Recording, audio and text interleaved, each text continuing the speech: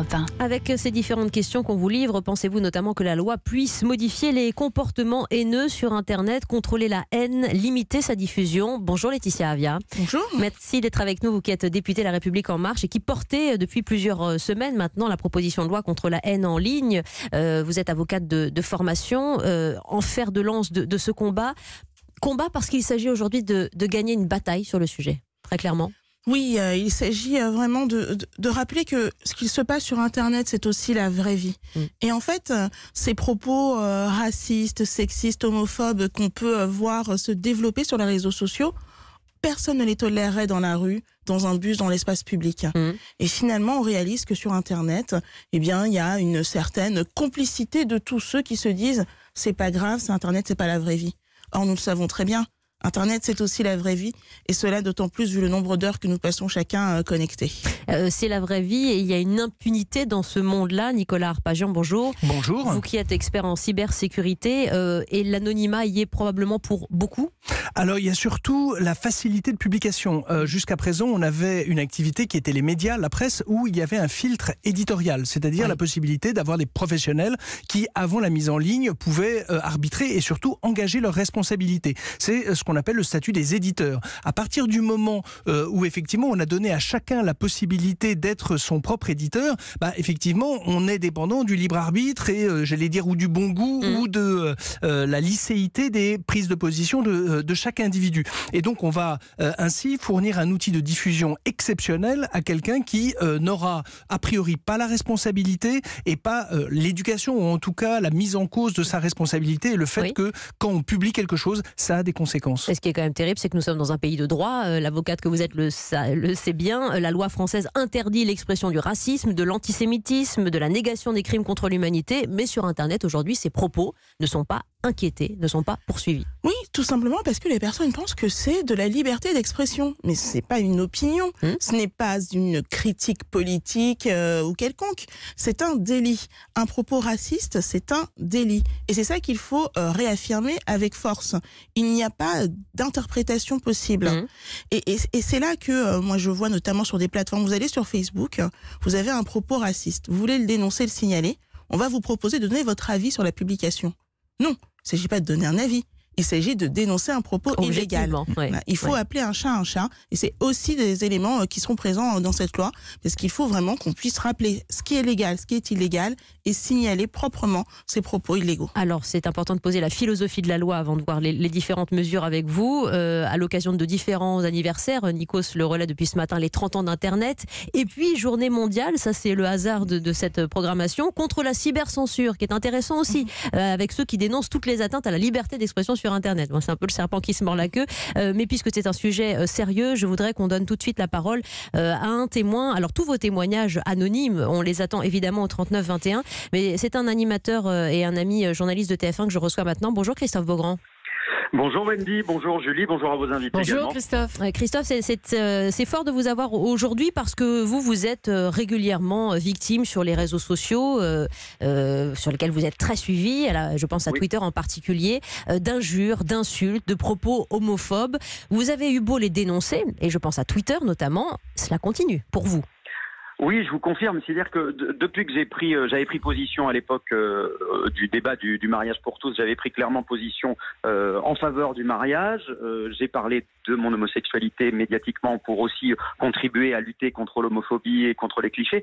Et du coup, je me suis retrouvé une cible privilégiée pour tout un tas de réseaux liés également souvent à la fachosphère, l'extrême droite d'Internet, en tout cas parfois même lié aux religieux, et je me suis retrouvé l'objet d'insultes très très violentes et que ça continue assez régulièrement effectivement, hélas, et à chaque fois maintenant je signale auprès de Twitter pour faire couper les comptes, et je reçois les 3/4, j'ai envie de dire les 9/10, on reçoit une réponse en anglais, toujours. There is no violation. Voilà, il n'y a pas de violation de nos règles, etc. Et c'est parfois, j'envoie des messages en me disant va mourir sale pédé. Et on me dit qu'il n'y a aucune violation des règles, qu'aucune règle n'a été enfreinte. Donc là, c'est quand même surréaliste. Et j'ai plusieurs fois essayé de contacter directement Twitter France. Je n'ai jamais eu de réponse. Oui. Jamais. Et ça, c'est inadmissible, Laetitia Avia. Alors, le cas de Christophe est représentatif de milliers de cas oui, en France. Je parle effectivement au nom de tous les gens bien sûr, anonymes qui n'ont pas la possibilité de s'exprimer autant. Qui ont moins de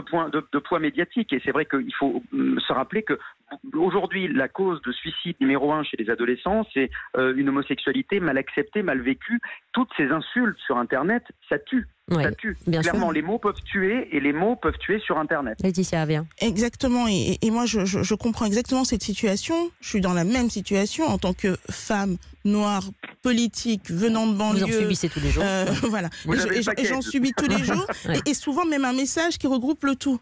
Et ces réponses qu'on reçoit de Twitter nous disant que ce n'est pas approprié, que ce n'est pas inapproprié, je peux vous dire que en tant que personne qui a quand même un peu le cuir épais, ça fait tout de même mal. Bien sûr. Donc quand je pense à des jeunes isolés qui sont fragiles, je me dis que vraiment, c'est là que nous devons agir. On ne doit pas agir forcément pour les personnes exposées. On doit penser surtout aux plus faibles, à cette majorité qui est invisible là et qui souffre en silence.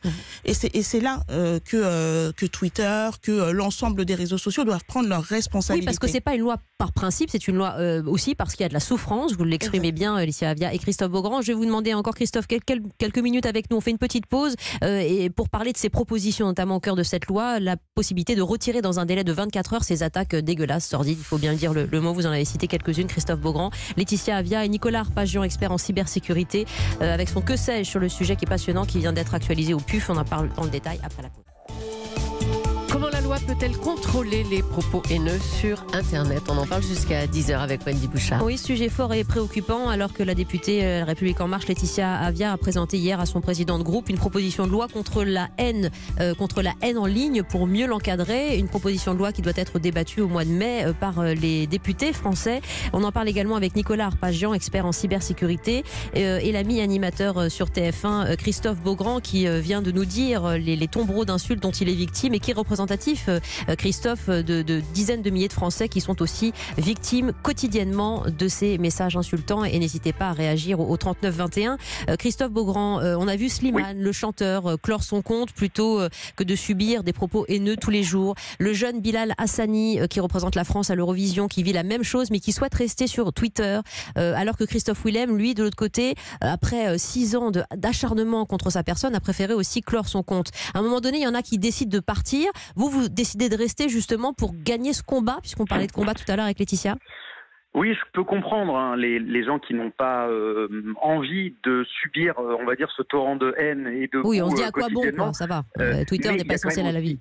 Il y a quand même aussi, heureusement, beaucoup de positifs. Mais moi, j'essaye aussi de travailler la partie juridique, judiciaire, cette loi, ça va être très bien. Mais je pense qu'il y a toute une partie éducation. Et c'est aussi pour ça que moi, je reste sur les réseaux sociaux, parce que très souvent, en tout cas quand les gens ne sont pas très, très agressifs, j'essaye de rentrer en communication, en essayant de faire prendre conscience aux gens de ce qu'ils disent. Et je pense qu'il y a toute une partie éducation, il y a tout un volet éducation. Je pense que Mme Avia pourra en parler à Jean-Michel Blanquer si elle le croise à la prochaine occasion. Mais il y a toute une partie éducation qui est primordiale dans cette histoire. On a lancé une campagne avec TF1 il y a quelques semaines pour dire non au cyberharcèlement, dont sont victimes essentiellement les jeunes, effectivement. Et je pense que beaucoup d'adultes sont complètement paumés dans toute cette histoire, dans toutes ces nouvelles technologies. Et notamment l'éducation et l'institution éducation nationale, souvent un peu perdue et ne se rend pas compte de ce qui se passe. Donc je pense qu'il faut vraiment mettre en avant l'éducation, faire une éducation à l'utilisation des moyens numériques et aux conséquences que les mots peuvent avoir. Donc le volet judiciaire, c'est formidable et c'est très bien et ça va être très important, y compris symboliquement aussi, ce poids de la loi. Mais il y a vraiment un volet éducation qui me semble primordial. Il fait partie de la philosophie de la loi, Laetitia Avia, ce volet éducation. Bien sûr. Et puis surtout, depuis un an, nous travaillons avec Jean-Michel Blanquer, avec les différents ministères concernés, parce que c'est essentiel, c'est le cœur. Le but de la loi, c'est de limiter le développement, la propagation de la haine sur Internet. Oui. Mais à côté de cela, elle naît quelque part. Ce discours naît. Et c'est là qu'il faut travailler. On a fait une émission sur l'antisémitisme. On a reçu des messages, mais horribles, avec une libération de la haine, de la parole depuis quelques semaines. Il y a des pics de haine dans ce pays qui se transmettent sur les réseaux. Exactement. Et c'est une parole décomplexée. Et c'est là vraiment que le bas blesse. Donc c'est pourquoi on travaille avec. Il y a des associations fabuleuses qui vont dans les collèges, dans les lycées. Des associations aussi qui accompagnent les parents, parce que les parents sont souvent démunis face à l'usage du numérique par leurs enfants. Oui. Et dans la loi aussi, on a une mesure qui a une vertu pédagogique, c'est le bouton de signalement unique, qui serait un bouton qui serait aussi enseigné dans les écoles, qui serait vraiment ce signal d'alerte pour tous, pour savoir, savoir identifier comment notifier un propos illégal et comment notifier une situation de danger sur Internet. Ça ne sera pas le plus simple, Nicolas Arpagian, sur la définition du caractère. Alors effectivement, le caractère illicite, puisque jusqu'à présent, en plus, la loi laisse plutôt un avantage dans le doute sur le caractère illicite, on maintient plutôt la mise en ligne. En tout cas, le facteur d'éducation est très important. Pourquoi ? Parce que les utilisateurs sont également des consommateurs qui sont également des sujets des régies publicitaires. Jusqu'à présent, on a vu que les grandes plateformes prenaient des décisions lorsque, à un moment, il y avait une désaffection des consommateurs parce que c'est une économie. Et c'est vrai que, par exemple, on l'a vu lorsqu'il y avait des atteintes à la propriété intellectuelle, c'est-à-dire que ces plateformes publiaient des contenus qui n'étaient pas autorisés par leurs auteurs, en cas de risque de contentieux, de procès, à ce moment-là, elles ont bloqué immédiatement. On a vu qu'elles étaient tout à fait capables de repérer des contenus qui n'étaient pas protégés, qui étaient protégés par le droit, et d'agir. Donc elles n'ont pas de problème pour être réactives. Pourquoi Christophe Beaugrand, moi j'ai notifié et on me dit en anglais un petit message, il n'y a pas de violation de votre personnel. Parce que là, en fait, les plateformes estiment que ce n'est pas une violation, pas du droit. En tout cas pas du droit national, mais de leurs conditions générales d'utilisation. Elles ont estimé qu'elles ont établi une règle suprême qui sont les conditions que vous acceptez lorsque vous vous inscrivez et que lorsque vous naviguez sur leur plateforme. Et la seule chose, c'est que c'est un droit supranational. C'est pour ça d'ailleurs que les États rattrapent leur retard. L'Allemagne, en 2017, a mis en place alors une législation qui peut-être anticipe ce qu'a anticipé ce que propose Madame Avia, qui est de dire moi je vais mettre une sanction à 50 millions d'euros, je vous donne 24 heures pour retirer. Mais l'expérience a montré que, par exemple, quand il y avait des problématiques sur des contenus et que des annonceurs commençaient à renoncer à être présents sur les plateformes, les plateformes étaient capables de réagir dans les heures qui suivaient et de rétablir. C'est-à-dire qu'il n'y a pas d'obstacle technique et pas d'obstacle juridique. C'est juste que ça coûte de l'argent, ça affecte leur rentabilité, leur modèle économique. Mais en tout cas, on n'est pas sur une incapacité technique ou une incapacité juridique. Daniel, est-ce que vous pouvez juste réagir ? Bonjour Daniel, vous êtes avec nous au 3921. Oui. Bonjour monsieur. Avant de libérer Christophe Beaugrand qui vient de parler de ce qu'il vit lui au quotidien. Par ailleurs, il y a de très bonnes choses grâce aux réseaux sociaux, mais ces espèces de torrents de boue qu'il reçoit en pleine figure régulièrement, il a beau notifier, rien n'y fait. Et vous voulez réagir ? Oui, moi je suis très étonné parce que j'entends des gens qui sont en souffrance et je comprends, il y a de quoi, c'est légitime. Ce que je ne comprends pas, c'est pourquoi ces gens ne se déconnectent pas. Parce qu'il n'y a strictement rien qui les oblige à souffrir et à lire à longueur de journée ou de minutes, je ne sais pas, tous ces commentaires haineux. Donc je m'interroge, pourquoi ces gens ne quittent pas Twitter et autres supports Christophe Beaugrand, vous avez commencé un petit peu à répondre. Oui, mais je suis désolé monsieur, mais il n'y a aucune raison que ce soit moi qui m'en aille. Moi, j'ai une partie de mon activité qui se passe aussi sur les réseaux sociaux en tant que personnalité publique, et il n'y a absolument aucune raison que ce soit moi qui quitte les réseaux sociaux. Ce n'est pas la victime qui a à partir, c'est celui qui commet un délit, clairement. Exactement. Donc moi, clairement, je veux dire, j'aime pas tel. Alors après, on peut ne pas avoir envie de connexion dans l'absolu et dire que ça n'est pas forcément bon, mais ça c'est autre chose. Et on en parle aujourd'hui. Il y a 30 ans, vous viviez très bien sans Internet aussi. Exactement. Et de temps en temps, je vous rassure, je fais des cures de déconnexion parce que ça fait beaucoup de bien. Mais dans l'absolu, moi, je n'ai pas à m'en aller parce qu'il y a des gens qui vont m'insulter. Ça donnerait l'impression que je suis le coupable. Laetitia Avia, pour vous répondre, Daniel. Exactement. Et en la matière, vraiment, là honte doit changer de camp. Ce n'est pas aux victimes d'avoir honte et aux victimes de fermer leur compte. En matière de harcèlement, c'est la même philosophie que vous. Exactement. Et pour moi, à chaque fois qu'une personne quitte Internet parce qu'elle est victime de cyberharcèlement, de cyberhaine, c'est un échec de notre état de droit, c'est un échec de notre République, c'est un échec du respect de l'autre.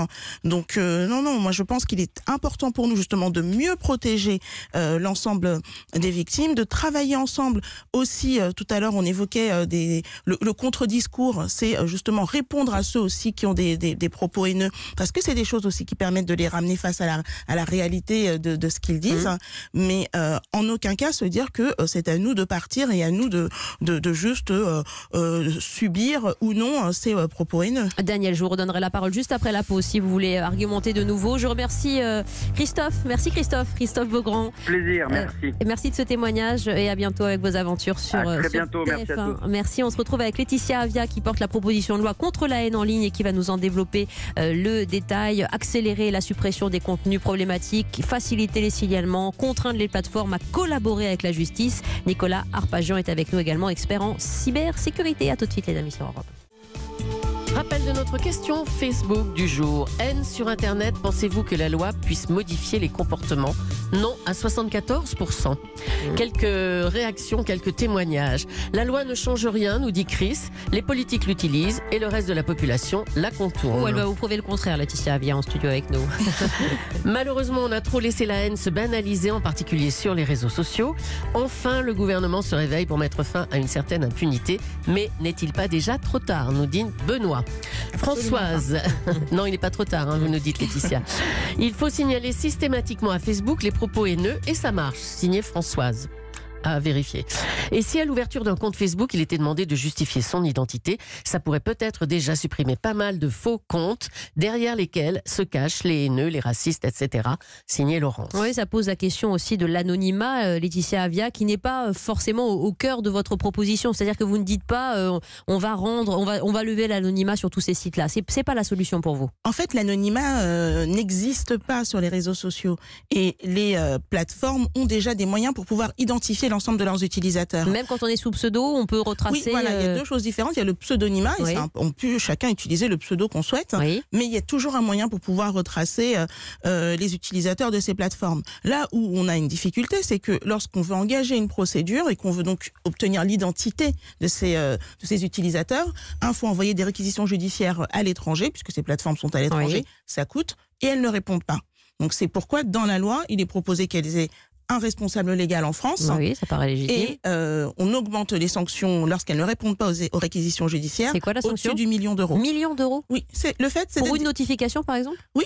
L'idée, c'est d'être dissuasif. Ah oui. C'est d'être dissuasif. Aujourd'hui, il y a des amendes qui existent. Et c'est pas une amende, c'est une sanction pénale. D'accord. Donc, il y a une obligation de coopérer avec la justice, et si les plateformes ne se conforment pas à cette obligation, elles peuvent avoir des sanctions pénales dissuasives. C'est ce qui fonctionne. Il faut taper au portefeuille pour que elles se conforment à leurs obligations. C'est ce qui se passe en Allemagne, puisque Nicolas Arpagian citait cet exemple allemand. C'est l'amende aussi qui fonctionne? Voilà, alors effectivement, ça a été l'idée, c'est de revenir à un statut de responsabilité et vraiment revenir à un statut d'éditeur. Faire en sorte que sur l'antenne d'Europe 1, vous êtes responsable à partir du moment où vous mettez en ondes. Oui, on est responsable des contenus. Vous êtes responsable, exactement. Oui. Jusqu'à présent, les plateformes revendiquaient surtout et défendaient leur statut d'hébergeur, de dire, moi, il va falloir un nombre de signalements suffisamment nombreux, suffisamment convergents, qui soient effectivement, qui signalent la même chose pour commencer à étudier la possibilité d'eux. Par exemple, Twitter, il dit juste son slogan, c'est vous êtes ce que vous tweetez.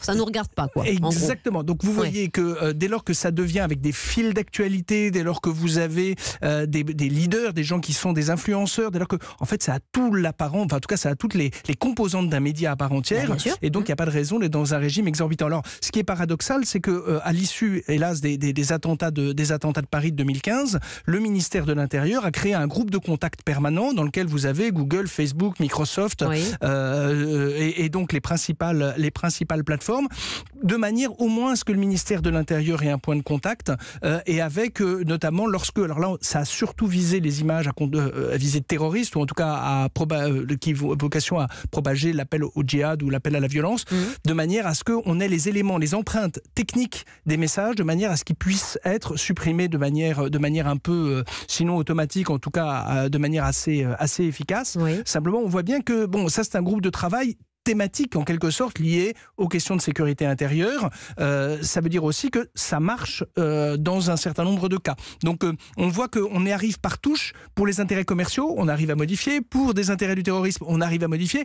Donc à un moment, on n'a jamais vu l'application du droit, j'allais dire, par verticale. Le droit, ça s'applique de manière transverse. C'est-à-dire, la règle doit s'appliquer, il n'y a pas d'approche sectorielle. Donc c'est vrai que la systématisation de l'obtention du retrait des contenus, alors évidemment, c'est pas la panacée. Pourquoi ? Parce qu'on peut recréer des contenus, on peut faire ce qu'on appelle des sites miroirs.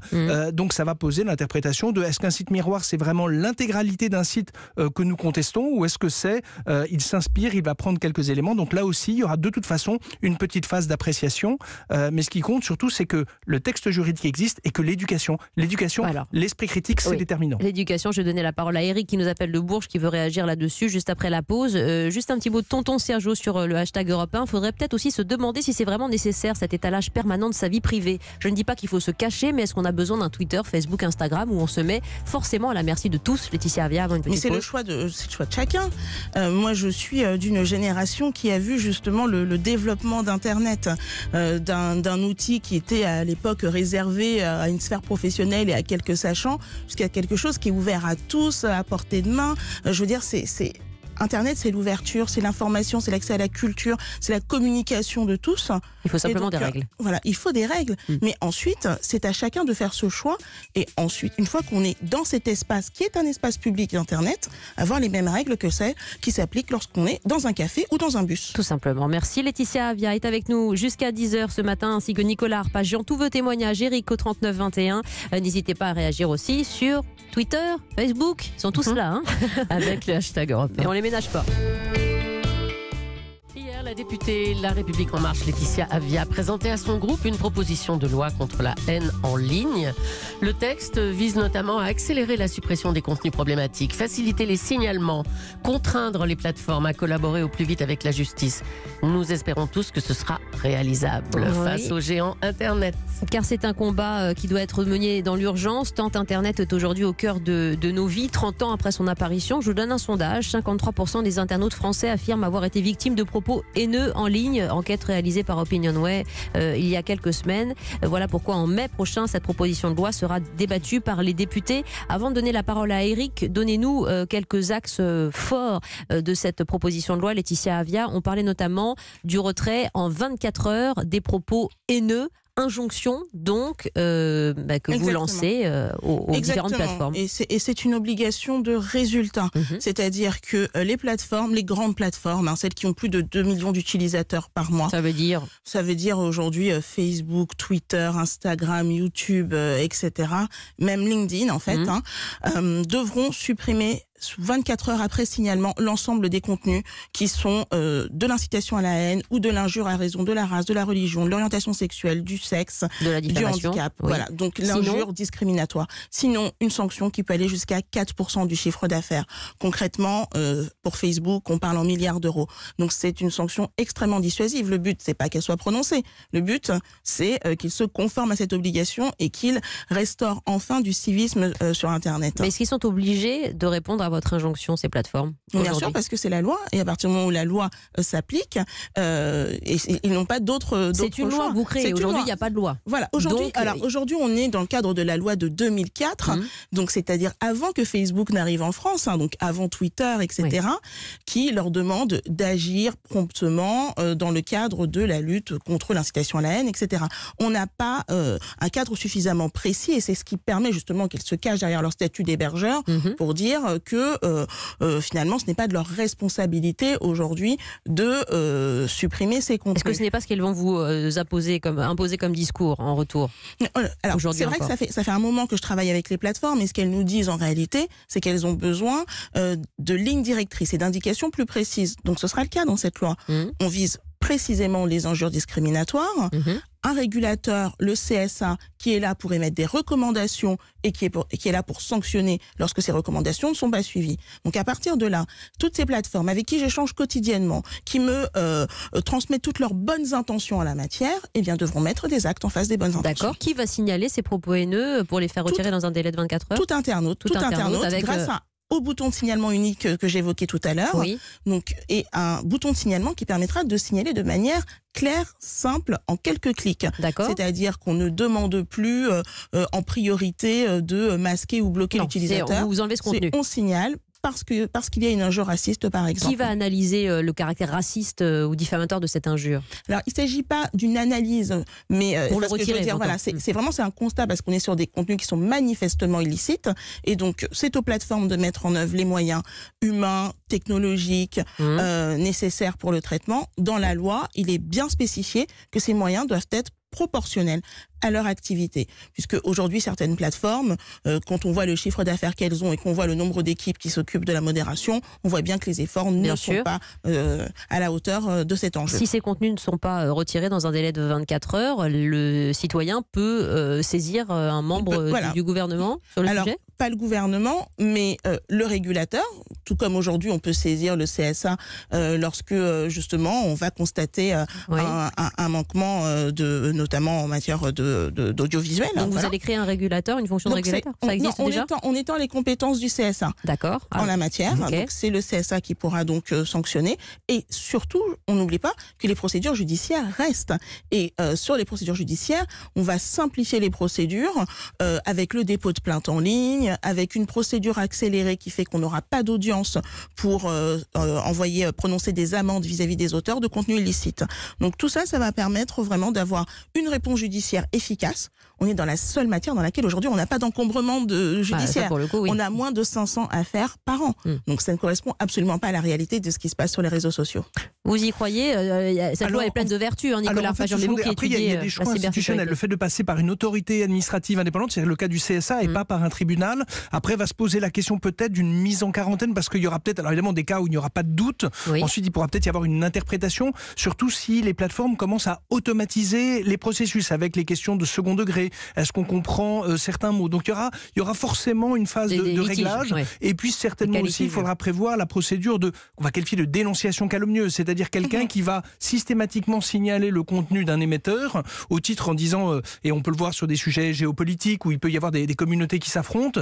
Donc effectivement, il y aura forcément des réglages à faire pour voir les abus ou en tout cas les limites de cette réglementation. En tout cas, ce qui est certain, c'est qu'il faut adapter le dispositif. Il faut l'adapter parce qu'on a vu qu'il y avait des abus manifestes, des abus qui pouvaient en plus prospérer sur une très grande échelle grâce à la démultiplication des sites internet et la logique virale des réseaux sociaux. Par contre, effectivement, est-ce que le CSA a les ressources pour le faire, a les compétences, je parle là humaines, les têtes bien faites pour le faire? Donc ça va être un vrai challenge pour aussi le nouveau collège du CSA là, qui vient d'être nommé. C'est une belle mission pour eux. Oui, voilà. Moderne, mais c'est vrai que ce sont des choix institutionnels et on va voir maintenant si, dès lors que la loi sera effectivement adoptée, de voir également. Et puis il y a un petit mot quand même de la Commission européenne, puisque après il peut y avoir une interprétation de la Commission qui peut considérer que est-ce que ces changements-là sont des changements techniques? Et à ce moment-là, il faudrait aussi, ça c'est une directive de 98 qui l'impose, soumettre à la Commission pour analyse. Oui. C'est un petit élément qui a son importance. Que vous parliez d'Europe, parce que sachant que le combat européen ne va pas assez vite, Emmanuel Macron a voulu légiférer par votre intermédiaire plutôt en France pour au moins oui, mais c'est vrai qu'en fait, engager la machine. Et c'est un sujet que l'on va porter pleinement à l'échelle européenne.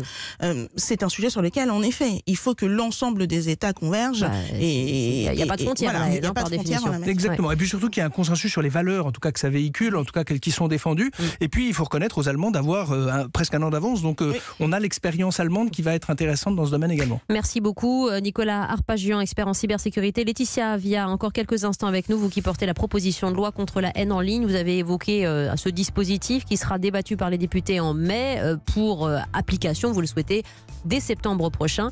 Eric, à tout de suite avec votre témoignage au 39 21.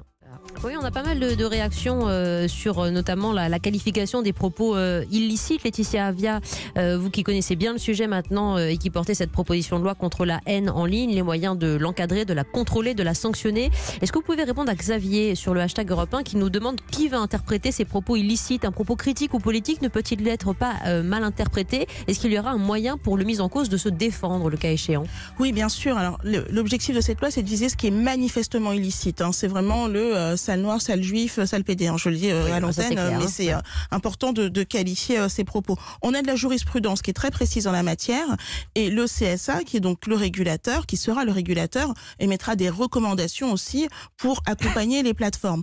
Ensuite, dans le texte, il est prévu des mécanismes de recours qui doivent être aussi très accessibles et efficaces pour que quelqu'un dont le contenu a été retiré puisse le contester et donc expliquer, bien sûr. Et l'inverse, quelqu'un qui reçoit ce message qui dit que non, en réalité, ce n'était pas inapproprié, puisse aussi rappeler qu'il s'agit de quelque chose de manifestement évidemment, illicite. il faudra que ça soit rapide, que ça ne prenne pas des semaines, parce que sinon, ça n'a aucun sens. Et là, vous incluez les membres du CSA avec des gens dédiés. Et avec des délais de réponse. Alors, la loi, très bien. L'éducation fondamentale aussi. Christophe Beaugrand nous en parlait d'entrée de jeu avec Nicolas Arpagian, expert en cybersécurité. Et Eric qui veut témoigner sur ce sujet.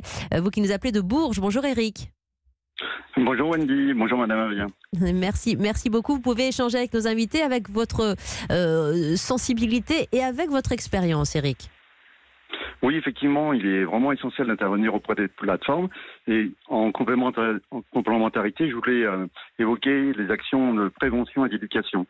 Par exemple, dans notre département, on a décliné une action qui vient de SED, qui s'appelle les promeneurs du net. Oui. Et maintenant qui est étendue à l'ensemble de la France. En fait, c'est donner la possibilité aux animateurs jeunesse, que ce soit dans des associations, des mairies, d'intervenir sur les réseaux sociaux avec des profils professionnels et pour justement aussi apprendre aux jeunes à mieux réguler leurs paroles et à mieux signaler lorsqu'ils sont victimes de discrimination. Ah, ça c'est intéressant. Vous êtes animateur, Eric ? Non, moi je suis chef d'un service en charge des politiques de jeunesse. D'accord, mais vous connaissez ces actions de prévention justement. Donc ça s'appelle les promeneurs du net et vous avez de beaux résultats d'après ce que vous voyez dans votre département ?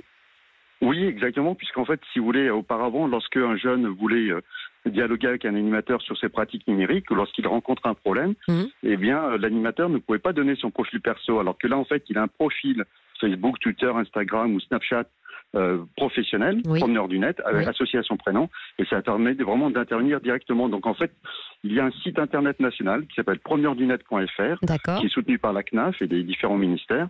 Et j'invite toutes les collectivités, les associations à y aller et à devenir promeneur du net. Oui, c'est fondamental, Laetitia Avia, cette pédagogie aussi de l'outil Internet. Exactement, et c'est une belle initiative, et il y a pas mal d'initiatives de ce type. Vous connaissez les promeneurs du net ? Je connaissais pas celle-ci et je vais aller voir justement. Il y a notamment une association qui s'appelle Génération Numérique qui va dans les établissements scolaires. Il y a une autre association e-enfance qui elle, Justine Atlan. Voilà, Justine Atlan, et qui accompagne les parents. Et je voulais aussi saluer une initiative que j'ai vue en Angleterre, Stop Hate UK, qui fait du contre-discours. Et donc, ce sont des personnes qui, pendant 6 mois, sont mobilisées pour répondre au discours de haine sur Internet. Et ça, je trouve que c'est aussi bien pour les victimes, puisqu'elles se sentent soutenues, et c'est important d'avoir ce soutien, et aussi pour les auteurs de ces propos qui se retrouvent face finalement à la stupidité de leurs propos. Et donc c'est quelque chose qu'on peut aussi nous décupler, déployer également dans le cadre notamment par exemple de notre service national universel. C'est une action civique. Je pense que dans cette bataille que nous menons, il faut responsabiliser tout le monde, c'est-à-dire les plateformes, les auteurs qu'on va condamner, mais également la société civile. Eric, votre témoignage est intéressant et complète ceux de nos invités aujourd'hui. Est-ce que vous pensez, vous, à titre personnel, que la loi peut modifier les comportements justement sur le net ? Moi, je pense qu'elle est essentielle. C'est effectivement un outil qui manque aujourd'hui sur le terrain. C'est-à-dire que les éducateurs, les différents intervenants et les plateformes elles-mêmes puissent se référer à un cadre légal. Bien évidemment, la lutte contre les actes discriminatoires est déjà dans notre loi, mais il faut l'adapter aux pratiques numériques actuelles des jeunes, mais aussi des adultes. Et c'est une surveillance de tous les instants, à tous les niveaux. Vous qui connaissez le problème de la sécurité sur Internet, Nicolas Arpagian, voilà pourquoi toutes ces il faut du droit bonnes, et il faut par contre de la concrétisation. C'est vrai qu'il n'y aurait rien de pire qu'un droit qui soit exprimé, qui soit connu de tous, mais qui ne puisse pas être exercé.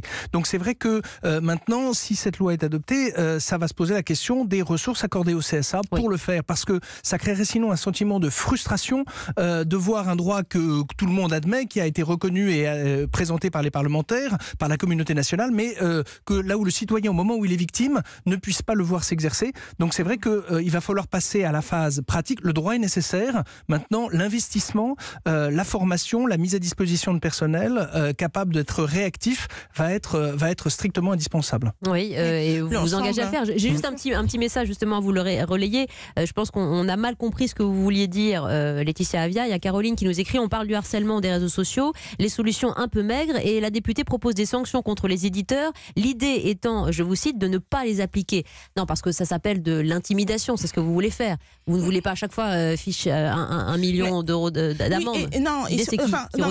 Mais ce que je veux dire, c'est que pour moi, chaque sanction qui sera prononcée sera aussi un échec, parce que ça veut dire qu'on n'aura pas obtenu ce retrait de ce contenu. Oui. Et c'est ça le but. Le but, avant tout, ce n'est pas juste de les sanctionner et d'avoir des amendes fortes. Le but, c'est de lutter contre la haine. C'est ça l'objectif premier. Et pour lutter contre cette haine, il faut ce retrait. À chaque fois qu'il y aura une sanction, c'est que des propos n'auront pas été retirés, et c'est donc que des personnes auront été victimes de ces propos haineux. Merci Laetitia Avia. Et Nicolas Arpagian, encore quelques minutes. Merci beaucoup Eric pour votre intervention. Je rappelle à nos auditeurs l'association, l'action financée par l'État qui s'appelle les Promeneurs du Net, et avec un site internet dédié qui peut intéresser les animateurs qui sont à l'écoute pour sensibiliser sur les réseaux sociaux les différents jeunes qui ne connaissent pas toujours les dangers de ces outils. A tout de suite sur Europe 1. Encore quelques minutes pour commenter la proposition de loi et les mesures pour mieux contrôler les propos extrêmes, les propos haineux et diffamatoires sur Internet. Une loi dont on connaît les contours aujourd'hui, présentée hier par Laetitia Avia, débattue en mai pour des applications, on l'espère, rapides au mois de septembre. On dit rapide, c'est le temps imparti par la loi, ça va déjà assez vite. Laetitia Avia qui est avec nous. Nicolas Arpagian, il se trouve que c'est aujourd'hui, ce mardi 12 mars, la journée mondiale contre la cybercensure. C'est intéressant, parce que l'objectif, c'est de dénoncer les atteintes à la liberté d'expression sur Internet. Alors comment on fait? Ça nous rappelle que le web dont on fête les 30 ans aujourd'hui est en fait un outil agnostique, c'est-à-dire que ce n'est que ce qu'on en fait. C'est à la fois des vertus de production, de diffusion d'un message à des fins politiques, à des fins d'ailleurs d'alerte pour faire passer des messages et faire connaître des situations, mais également ça permet d'avoir des propos de haine qui sont inacceptables. Donc il faut bien de la responsabilisation et l'exercice d'une règle de droit vue en plus de nos démocraties occidentales. La seule chose, c'est que effectivement, il ne faut pas envisager une logique de sur-censure, c'est-à-dire que des gens se diraient « je ne veux pas m'exprimer parce que sinon je vais être sanctionné ». Je parle là de gens qui estiment qu'ils pourraient faire l'objet de dénonciation. Et donc il va avoir vraiment cette logique de responsabilisation. Qu'est-ce que je dis? Et j'assume le fait que je prends position et donc je vais mesurer mon propos. Ça paraît quelque chose de tout à fait, une espèce de phase de maturité, pas face à cet outil, mais ça n'empêche que pour des pays où la liberté d'expression est absolument cadenassée, là où des médias sont tenus par des régimes politiques, évidemment le numérique est un vecteur de coalition, un vecteur de diffusion et surtout de publication d'informations à l'extérieur des frontières de manière à populariser une situation d'une communauté ou d'un pays. Donc on ne pourra pas qualifier de manière outrancière un outil qui n'est que ce que les êtres humains, les hommes, les femmes en font. Justement, parlons de ces hommes et ces êtres humains, parce qu'on a parlé de responsabiliser ces différentes plateformes qui diffusent, qui sont hébergeurs mais qui diffusent ces contenus, et ceux qui les émettent, et les haters comme on dit, et les haineux, et les antisémites, et les fachos, et les homophobes. Qu'est-ce qu'on fait? De comment on va les traquer? Mais on va les poursuivre, et c'est pour ça qu'on a besoin de l'aide des plateformes pour avoir leur identité, c'est la première chose. Et ensuite, ils vont payer aussi un peu? Mais oui, ils vont payer, puisque alors ça on l'a mis dans la réforme de la justice, donc on peut l'appliquer d'ores et déjà. on va pouvoir prononcer des amendes sans audience. Donc, c'est une procédure simplifiée de l'ordonnance pénale. On va pouvoir prononcer également des travaux d'intérêt général, des stages de sensibilisation, parce qu'il y a un certain nombre de personnes qui ne sont pas conscientes, en fait, du caractère, notamment raciste, antisémite de leurs propos. C'est grave. Et c'est justement pour ça que il va y avoir ce travail. Des personnes qui vont réfléchir à 2 fois avant de tweeter, qui vont se... C'est ça. Toutes ces personnes qui aujourd'hui se demandent... S'ils préfèrent abandonner le net, c'est pas plus mal. Voilà, exactement. Et c'est là, je pense qu'il y a un travail qui est un travail de longue haleine pour répondre à la question que vous posez en début d'émission. Est-ce que la loi va changer les comportements ? Oui. Pas du jour au lendemain, mais c'est un travail qui va se faire avec le temps. Et surtout, l'absence de loi, ce serait presque un renoncement à cela. Et c'est là que nous devons être présents, surtout pour les victimes, pour dire que nous ne renonçons pas à ce qu'elles soient en sécurité sur Internet. Et l'idée même de cette loi, avec les contours qu'on a dressés aujourd'hui, Nicolas Arpagian, c'est de casser cette espèce de désinhibition qui existe parce qu'on est derrière notre écran, dans notre fauteuil, dans notre chambre, et qu'on écrit n'importe quoi sur n'importe qui. Et d'estimer qu'on n'est pas responsable de ce que l'on fait ou de ce que l'on dit. C'est important de rappeler que même dans un univers numérique, on n'est pas déresponsabilisé. Un mot juste sur le cahier de vacances, les As du web, c'est fait par justement une association qui s'appelle ISA sur le site Security Tuesday. C'est un cahier de vacances pour les enfants, pour leur expliquer comment est-ce que marche Internet, quels sont les risques, qu'est-ce qu'il faut faire en cas de cyberharcèlement. C'est un cahier qui est gratuit. Et contre vous sur le site Security Tuesday, il a été labellisé par l'INC, l'Institut National de la Consommation. C'est un outil gratuit qui est sans promotion commerciale, mais qui a vocation à expliquer sous forme d'un cahier de vacances justement pour les enfants ce que c'est qu'Internet, les risques, les opportunités formidables que ça représente, parce qu'il ne faut pas le négliger, mais simplement le fait qu'il y a des précautions à prendre, et surtout si on est l'objet d'un harcèlement ou qu'on est dans une situation délicate suite à des vidéos, à des images qu'on voit, quoi faire et quelle attitude adopter. Non mais les enfants c'est bien, les ados aussi. Le fait est qu'un certain nombre de haineux sur Internet sont aujourd'hui des adultes Absolument. qui ont manifestement manqué quelques étapes de réflexion, mais voilà, cette loi est aussi faite pour eux. Quand on est victime de cette haine, moi ça m'arrive assez souvent quand je suis dans un endroit public, je regarde les gens et je me dis, mais est-ce qu'une de ces personnes dans cette salle a pu écrire cela et peut penser cela de moi ? Et ça, je pense que toutes les victimes le ressentent. Toutes les victimes, dès qu'elles vont quelque part, donc elles ont des regards qui sont posés sur elles, se disent, mais finalement, est-ce qu'on me voit là juste en tant que personne que je suis ça crée un climat de suspicion. Ou est-ce que quelqu'un me regarde et se dit, ah ben voilà, la négresse vient d'entrer dans la salle. C'est ça aussi. Ce qu'on reçoit comme violence sur Internet, et bien après, on la projette dans notre quotidien. Et c'est contre ça qu'il faut lutter. C'est pour ça que le numérique n'est pas un gaz, on est bien ancré dans la vie réelle. Et ce ne sont pas c'est la vraie société. Ce ne sont pas des univers distincts, ça reste bien les mêmes individus qui ont des activités sur des supports différents. Merci Nicolas Arpagian. Je renvoie à votre Que sais-je réactualisé aux éditions PUF, la cybersécurité justement en question. Laetitia Avia, on va suivre votre proposition de loi débattue en mai par les députés contre la haine en ligne. Merci beaucoup de votre implication et merci à vous pour vos différents témoignages, chers amis. On fait une petite pause et puis on va se faire du bien avec de la poésie, des classiques de Raymond Queneau et de Prévert, encore étudiés à l'école, jusqu'aux acteurs et slameurs du moment, en passant par les poètes du quotidien. On va recevoir des poètes du moment. Et puis Oxmo Puccino, notamment, qui écrit si bien aussi avec ses mots et sa musique. Merci beaucoup et à tout de suite avec Julie.